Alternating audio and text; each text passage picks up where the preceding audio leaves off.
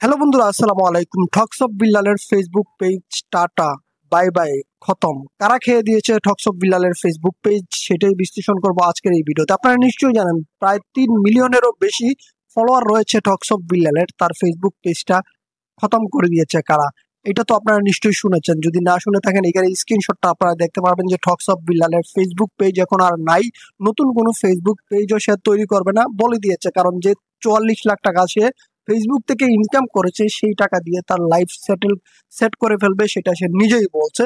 তো এখন আর তার ফেসবুক পেজ তৈরি করার কোনো প্রয়োজন নাই। আপনারা নিশ্চয়ই শুনেছেন যে ঠকস অফ বিল্লাল একটা ক্রিয়েটার সংস্থা ক্রিয়েটার সাহায্য সংস্থা নামে একটা সংস্থা খুলেছে, যেখানে যত ক্রিয়েটার আছে তাদেরকে প্রশিক্ষণ দেওয়া হয়। ঠকস অফ বিল্লাল সেই প্রশিক্ষণ কেন্দ্রের অ্যাডমিন, অর্থাৎ সে এখন আর ফেসবুক পেজ খুলে ফেসবুক থেকে ইনকাম করার আর প্রয়োজন নাই। সে এখন মানুষকে ফেসবুক থেকে কিভাবে ইনকাম করতে হয় সেইটা শিখাবে। প্রশিক্ষণ কেন্দ্রের মধ্যে 2,000 5,000 টাকা ফিস নিয়ে মানুষকে শিখাবে কিভাবে ফেসবুক থেকে ইনকাম করতে হয়, কিভাবে ইউটিউব থেকে ইনকাম করতে হয়। অর্থাৎ তার আর ফেসবুক পেজ খোলার প্রয়োজন নাই। এখন কথা হচ্ছে ঠকস অফ বিল্লালের ফেসবুক পেজটা কারা খেয়ে দিয়েছে। আপনারা এখানে যে স্ক্রিনশটটা দেখতে পাচ্ছেন, এটা হচ্ছে ঠকস অফ বিল্লালের স্ক্রিনশট। আনপাবলিশ হয়ে গেছে। যে ফেসবুক পেজ আনপাবলিশ হয়ে গেলে এখানে আপনাকে অবশ্যই ফেসবুক কোনো রিজন দেখাবে কেন আপনার ফেসবুক পেজটা আনপাবলিশ করে দিয়েছে, তার একটা রিজন কিন্তু এখানে ফেসবুক দেখিয়েছে। এখানে আপনারা দেখতে পারবেন ফেসবুক কিন্তু বলছে যে ঠকস অফ বিল্লাল যে কন্টেন্ট গুলো ব্যবহার করতো সেইগুলো তার প্রপার্টি না, তার ইনলিগেল প্রপার্টি, অর্থাৎ ইনলিগেল কন্টেন্ট গুলো সে ব্যবহার করতো। যে কন্টেন্ট গুলো ব্যবহার করেছে আপনারা নিশ্চয়ই দেখেছেন, সে ঠকস অফ বিল্লাল নিজে কথা বলেছে, নিজের ফেস দেখিয়ে কন্টেন্ট তৈরি করেছে। এখানে ইনলিগাল প্রপার্টির কোনো মানেই আসে না। মেইন কথা হচ্ছে ঠকস অফ বিল্লাল যে কন্টেন্ট গুলো ব্যবহার করতো, সেই স্ক্রিপ্ট গুলো সে জেনারেট করতো, এর মাধ্যমে স্কিপ আনতো। আর এর মাধ্যমে স্কিপ যদি আপনি ব্যবহার করেন, তাহলে অবশ্যই আপনাকে সেখানে কিছু সংশোধন আনতে হবে। এখানে আপনার ক্রিয়েটিভিটি ভ্যালু অ্যাড করতে হবে, নয়তো এটাকে ইনলিগেল গণ্য করা হবে। এই জায়গায় ঠকস অফ বিল্লাল মাইর খেয়ে গেছে। আপনারা নিশ্চয়ই শুনেছেন ঠকস অফ বিল্লাল যে ইমোশনাল ডায়লগ গুলো মারতো, ভিডিওতে এসে ইমোশনাল কথা বলতো, এইটা কিন্তু সম্পূর্ণ ছিল এর মাধ্যমে স্ক্রিপ্ট লেখা। আর এআই থেকে যখন আপনি স্ক্রিপ্ট লিখবেন, তখন তো আপনাকে এই ধরনের সমস্যা ফেস করতেই হবে। এখানে বলা হয়েছে এআই থেকে আপনি স্ক্রিপ্ট ব্যবহার করতে পারেন, তবে এখানে আপনাকে সংশোধন আনতে হবে। যদি আপনি এখানে সংশোধন আনতে পারেন, আপনার নিজের ক্রিয়েটিভিটি, আপনার নিজের ভ্যালু অ্যাড করতে পারেন, তবেই এটাকে আপনার নিজের কন্টেন্ট বলে গণ্য করা হবে, নয়তো এটাকে ইনলিগাল কন্টেন্ট হিসাবে গণ্য করা হবে, যেটা ঠকস অফ বিল্লালের ক্ষেত্রে হয়েছে। ঠকস অফ বিল্লালের ফেসবুক পেজে কেউ রিপোর্ট মারেনি, কেউ ইনলিগাল ভাবে তার ফেসবুক পেজটাকে নষ্ট করে দেয়নি। আপনারা নিশ্চয়ই জানেন ফেসবুক তার পেজটা কিন্তু ভেরিফাই করা ছিল।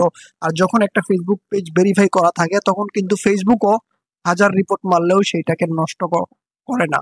এটা আপনারা নিশ্চয়ই জানেন। আপনার ফেসবুক পেজটা যদি ভেরিফাই করা থাকে, প্রতি মাসে ফেসবুক আপনার কাছ থেকে 900 1,000 টাকা করে ফিস নিতেছে। অর্থাৎ আপনার ফেসবুক আইডিটাকে তারা সুরক্ষিত রাখবো বলেই কিন্তু এই ব্লু ভেরিফিকেশন বেসটা আপনাকে দিয়ে দেয়। যতই রিপোর্ট মারক, ঠকস অফ বিল্লালের ফেসবুক আইডিতে কাজে আসবে না।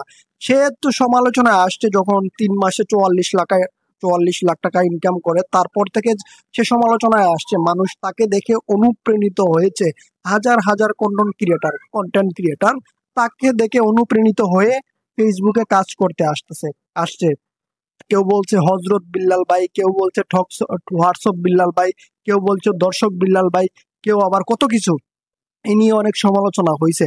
তো বাংলাদেশে অনেক মানুষ লাফ দিয়ে উঠে, আবার লাফ দিয়ে নিচে নেমে যায়। এটা কিন্তু আমরা নতুন দেখছি না।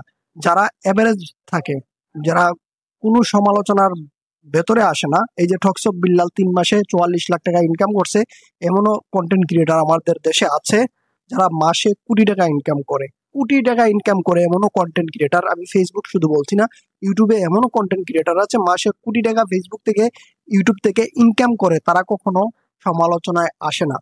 তারা হাই এভারেজ থাকে, কোনো সমালোচনার ভিতরে আসে না। তারা ঠিকই টাকা কামিয়ে নিতেছে। কিন্তু নতুন নতুন কিছু কন্টেন্ট ক্রিয়েটার আছে, আসবে, অনেক টাকা ইনকাম হয়ে গেছে, সেইটা দেখাইয়া আরো টাকা ইনকাম করবে। এই জায়গায় ঠকস অফ বিল্লাল কট খেয়ে গেছে। সে ক্রিয়েটার সংস্থা নামে একটা সংস্থা খুলছে, যেখানে মানুষকে প্রশিক্ষণ দিতেছে কিভাবে ফেসবুক থেকে ইনকাম করা যায়। অর্থাৎ যে মানুষগুলো কাজ করে সংসার চালাইতে পারতো, সেই মানুষগুলোকে এখন বেকারত্বের দিকে টেনে নেওয়ার একটা সবচেয়ে বড় ভূমিকা পালন করতেছে ঠকস অফ বিল্লাল। ফেসবুক থেকে যে ইনকাম করতে পারবে এর কোনো গ্যারান্টি নাই। আমি নিজে ফেসবুক পেজ চালাই, আমার এই $48 ফেসবুক পেজে ইনকাম হয়ে আছে। এই $48 আমার ব্যাংকে যে এসে পৌঁছাবে তার কোনো গ্যারান্টি আমি কিন্তু দিতে পারি না। ইউটিউবে আমি দিতে পারি। আমার এই যে চ্যানেলে আপনারা ভিডিওটা দেখতেছেন এই চ্যানেলে এখন $100 ইনকাম হয়ে আছে। এই $100 কেন এখানে যদি $1000 হতো আমি চোখ বন্ধ করে বলতে পারি যে এই টাকাটা আমার ব্যাংকে এসে পৌঁছাবে, কারণ ইউটিউবের একটা পলিসিটা আমার ভালো লাগে। ফেসবুকের চেয়ে ইউটিউবের পলিসি অনেক ভালো। তো এখানে একটা জিনিসই স্পষ্ট যে ঠকস অফ বিল্লালের ফেসবুক পেজ কেউ নষ্ট করেনি, কেউ রিপোর্ট দেয়নি, কেউ ইনলিগেল ভাবে তার ফেসবুক পেজটাকে খেয়ে দেয়নি। এটা শুধুমাত্র ঠকস অফ বিল্লালের নিজের ভুলের কারণে তার ফেসবুক পেজটা